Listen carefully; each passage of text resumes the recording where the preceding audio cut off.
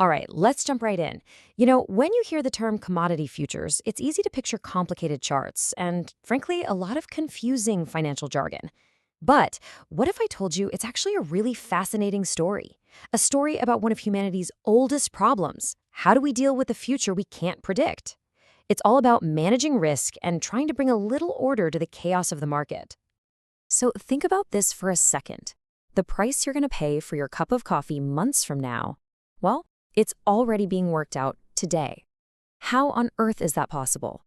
That's the big question, and it's exactly what we're going to unpack.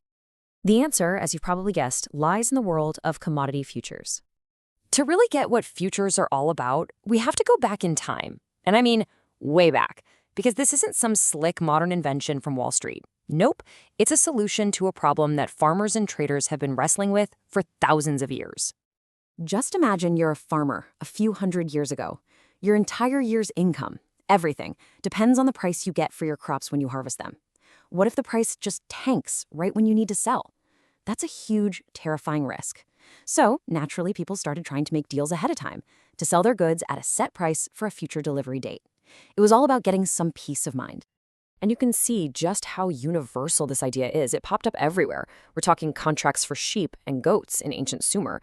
In 17th century Japan, samurai were basically trading futures contracts for rice. They called them rice tickets. And by the 1800s in America, farmers were using to-arrive contracts to sell their grain before it even got to the city.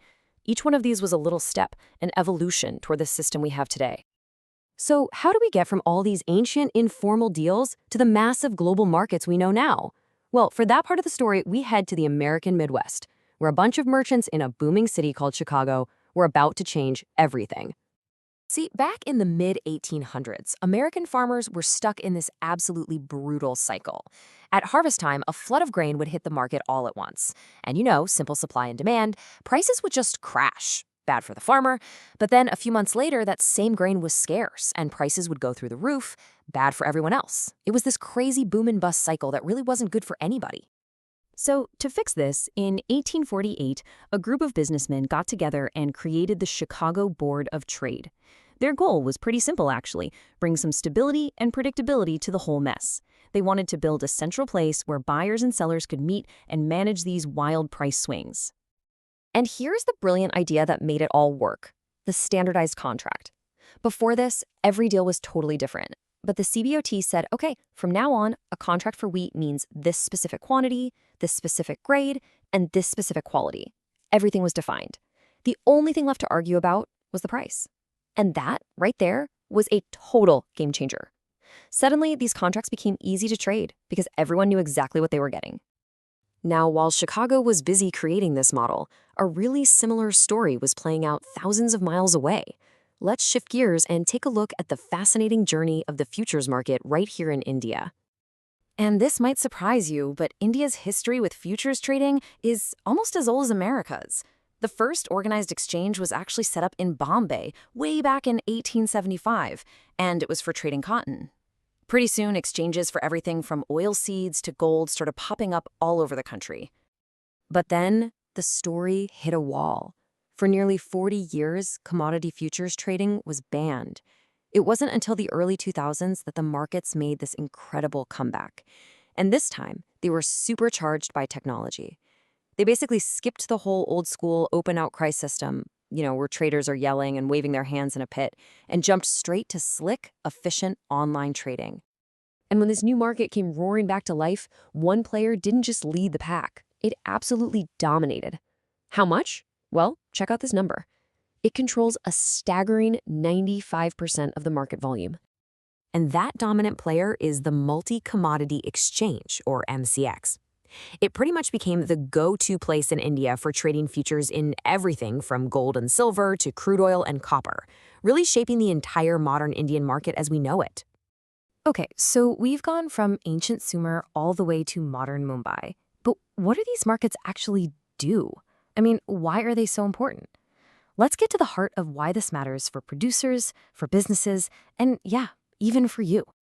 It really all boils down to two huge benefits. The first one is called price discovery, and the second one is price risk management, which you've probably heard of by its more common name, hedging. Let's break those down. So, price discovery. Think of a futures exchange as a giant information processing machine. It takes in literally everything: weather reports, government policy changes, global supply, local demand. And through all the buying and selling, it spits out a price. And that discovered price becomes this fair, transparent number that everyone in the industry can use as a benchmark. It's incredibly powerful. The second benefit, hedging, is just as important. Honestly, the best way to think about it is it's like an insurance policy. But instead of insuring your car against an accident, you're insuring your business against a sudden, painful price swing that could completely wipe you out. Now for the more official definition. Hedging is a strategy where you take a position in the futures market that's the exact opposite of your position in the real physical market. The whole idea is that if you lose money in one market, you'll make it back in the other, which basically cancels out your risk. Let's make this super simple with an example. Imagine a wheat miller. He makes a deal to sell a big batch of flour to a bakery in 4 months, and they agree on a price today.